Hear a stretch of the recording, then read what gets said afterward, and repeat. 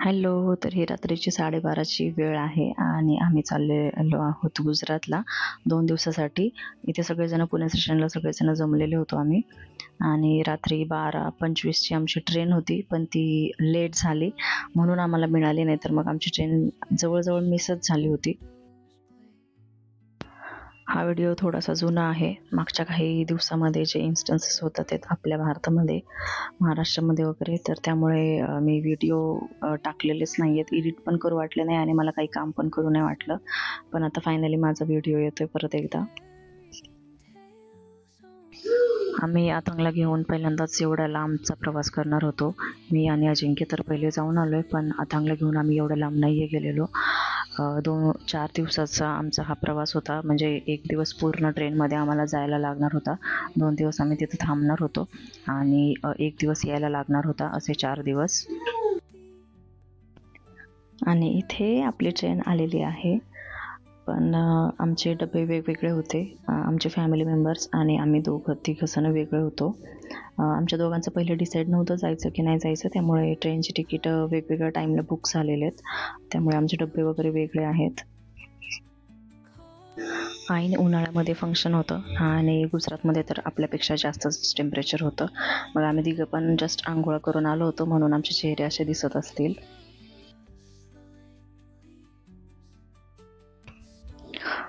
तर रात्री ट्रेनमध्येच तोडकी-मोडकी झोप झाल्यानंतर सकाळी मी माझा पिटारा ओपन करून बसले होते, कारण मला अथांगला खायला द्यायचं होतं. तो उठला होता, तर त्यासाठीही मी मखाण्याची आणि पोह्याची पावडर मिक्स करून आणलेली होती.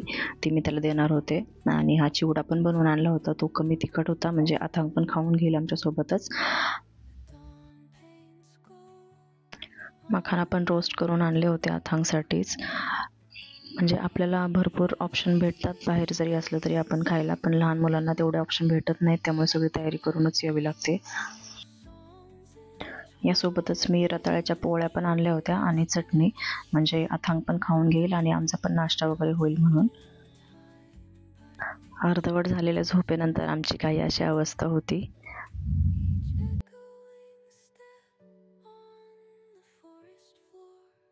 आणि हे दुसऱ्या डब्यातलं चित्र आहे, जिथे आमचे काही फॅमिली मेंबर्स आहेत आणि आणखीही तिसऱ्या डब्यात काही फॅमिली मेंबर्स आहेत. ते शूट केलेलं नाही आहे मी यामध्ये. आणि फायनली आपण आत्ता सुरतमध्ये पोहोचलेलो आहोत. सकाळी ट्रेन 8 वाजता पोहोचणार होती, पण ट्रेनला बराच उशीर झाला आणि आम्हाला पोहोचायला 12-12:30 वाजलेले होते. भरपूर असे चिकचिक झाली होती सगळी. ऊन लागत होतं, गरम होत होतं, पण रात्री आंघोळ करून आल्यामुळं थोडं बरं वाटत होतं.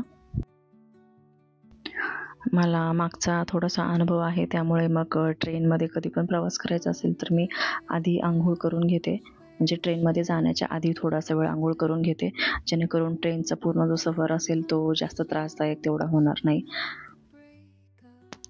हे होतं बडोद्याचं स्टेशन.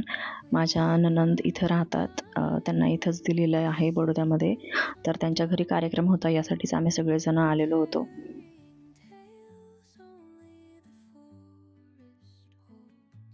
हे जे आमचे तोंड दिसतात तर ही आहे खरी परिस्थिती, ज्यावेळेस आपण ॲक्च्युअलमध्ये ट्रॅव्हल करतो फॅमिलीसोबत आणि जेव्हा तुमच्यासोबत लहान मूल पण असतं त्यावेळेस.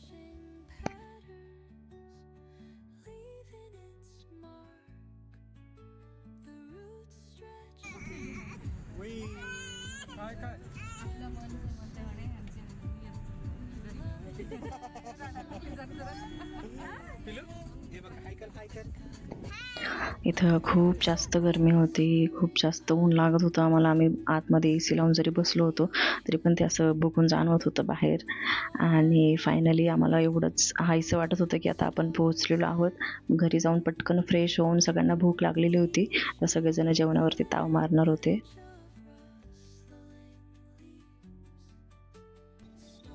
यानंतर घरी पोहोचल्यावर सगळेजणांनी आम्ही फ्रेश झालो, जेवण वगैरे केलं आणि थोडा वेळ झोपून गेलो होतो. झोप वगैरे झाला, आराम वगैरे झाला, त्यामुळे सगळ्यांना आता जरा बरं वाटत होतं. आणि ह्या हायवेच्याच बाजूला एक हॉल आहे, इथेच कार्यक्रम होता.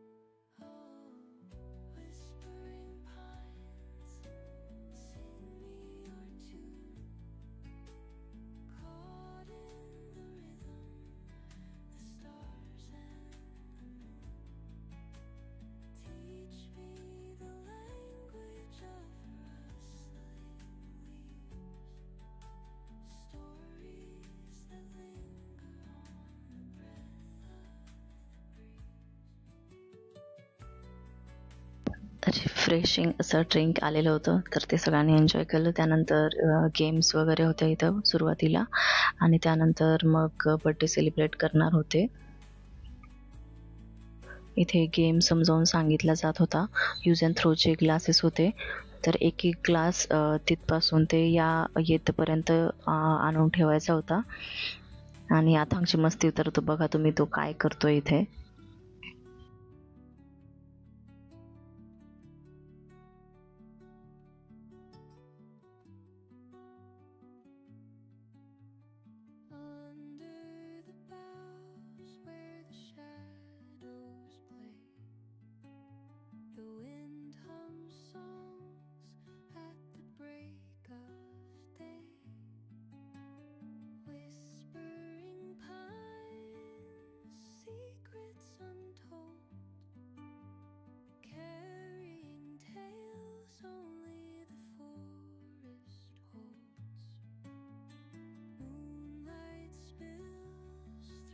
यानंतर ॲक्च्युअल बर्थडे सेलिब्रेशनची सुरुवात झालेली होती. लास्ट मिनिट काही डेकोरेशन्स राहिले होते, तर तेच इथे करत होते. आणि हे गाडीतून जी एंट्री घ्यायची होती, तर त्यासाठी थोडंसं स्ट्रगल चालू होतं इथे.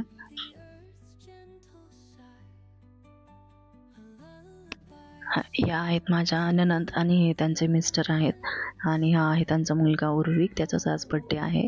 आणि या रेड ड्रेसमध्ये आहेत या त्यांच्या जाऊबाई आहेत, आणि बाकी फ्रेंड्स रिलेटिव्स वगैरे आहेत.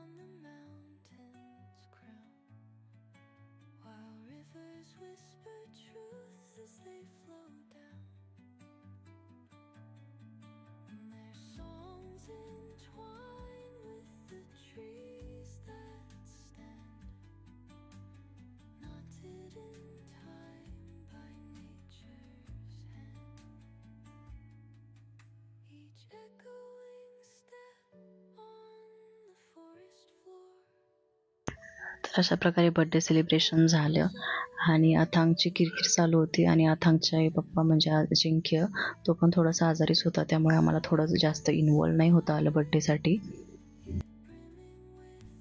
असो, लहान मुलं असल्यावर असंच होणार. पण थोडी खंत वाटत होती की आम्हाला तेवढं इन्व्हॉल्व नाही होता आलं. आणि जेवणाचे मेनू तर तुम्ही बघू शकता, खूप छान होतं. सगळे म्हणत होते टेस्टी पण होतं भरपूर जेवण, पण आम्हाला दोघांना पण जेवण काही व्यवस्थित प्रॉपर वगैरे करता नाही आलं. एवढं तेवढं अथांगला बघून थोडंफार काहीतरी आम्ही जेवलो होतो, कारण अथांगची शेवटी भरपूर किरकिर चालू होती, त्याला झोप पण आली होती. नवीन जागा, नवीन वातावरण आणि अथांगला प्रवास पण भरपूर झालेला होता. त्यामुळे रात्री काय त्याने आम्हाला व्यवस्थित झोपू दिलं नाही आणि तो पण काय रात्रभर व्यवस्थित झोपलेला नव्हता. पण मग मी तेवढं तिसऱ्या दिवशी काही शूट नाही केलं आणि डायरेक्ट मग आम्ही इथे आले त्यावेळेस मी शूट केलेलं आहे थोडंसं.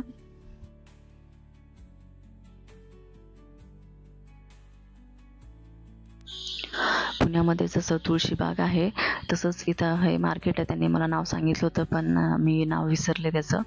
भरपूर कलेक्शन आहे तिथे. इयरिंगचं कलेक्शन होतं ते मी दाखवलं तुम्हाला थोडंफार, मला जेवढं जमतं तेवढं. बऱ्यापैकी कॉमन होतं पण बऱ्याचशा गोष्टी अशा होत्या की ज्या अनकॉमन होत्या.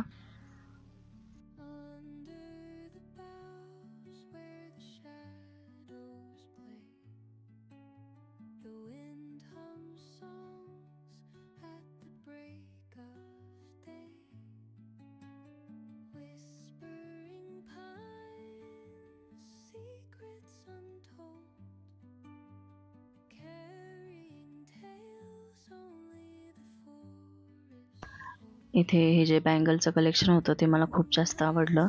ते अशा प्रकारच्या काही बँगल्स होत्या की जे आपल्याला ऑनलाईन पण मिळत नाहीत आणि ऑफलाईन पण मिळत नाहीत. त्या इथेच मला नवीन बघायला भेटल्या किंवा मला माहीत नसतील, मला माहीत नाही, पण मला इथं काहीतरी नवीन बघायला मिळालं. यानंतर या बॅगचं कलेक्शन होतं ते पण मला अनकॉमन वाटलं थोडंसं, म्हणून मी इथे शूट केलेलं थोडंसं. ते पण मला खूप जास्त आवडलं. पण घरी जायला परत आणखी ओझं होणार, त्यामुळे मग मी काहीच नाही घेतलेलं इथून. इथं असलेलं बँगल्स आणि बॅगचं कलेक्शन मला खूपच जास्त आवडलं. मी कंट्रोल नाही करू शकले. मग एक बँगलचा जोड घेऊन ठेवला आणि बॅग मी बघितल्या भरपूर पण नाही घेऊ शकले, मी नाही घेतल्या मग. आणि इथं असलेल्या साड्यांचं कलेक्शन पण मला काही थोडंसं वेगळं वाटलं, ते पण मी इथं दाखवलं आहे.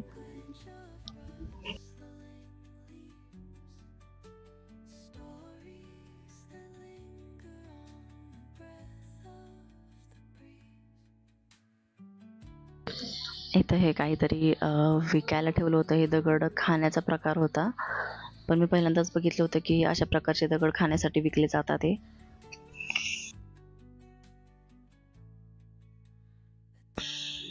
चालून दमल्यानंतर सगळ्यांनी या स्टॉलवरती स्टॉप घेतला आणि इथे बसून आम्ही फ्रेश फ्रूट एन्जॉय केले.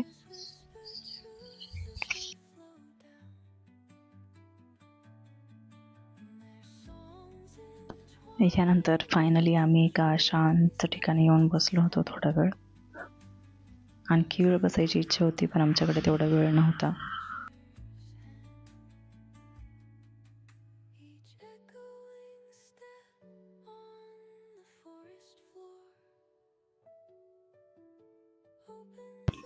हा होता आमचा शेवटचा दिवस.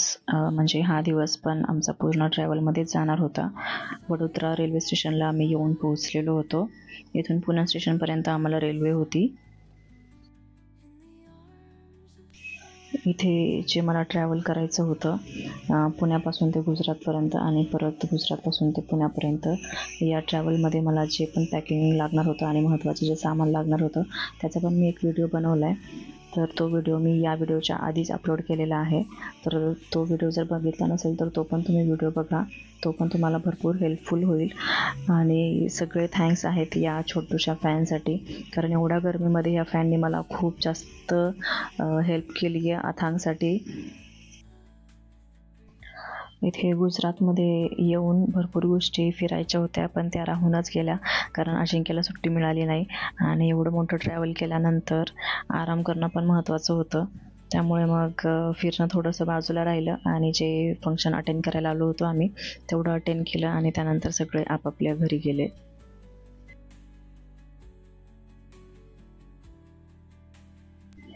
जर व्हिडिओ तुम्हाला आवडला असेल तर लाईक करा. या चॅनलवरती नवीन असाल तर चॅनलला सबस्क्राईब करायला विसरू नका. भेटूयात आपण नेक्स्ट व्हिडिओमध्ये. तोपर्यंत बाय.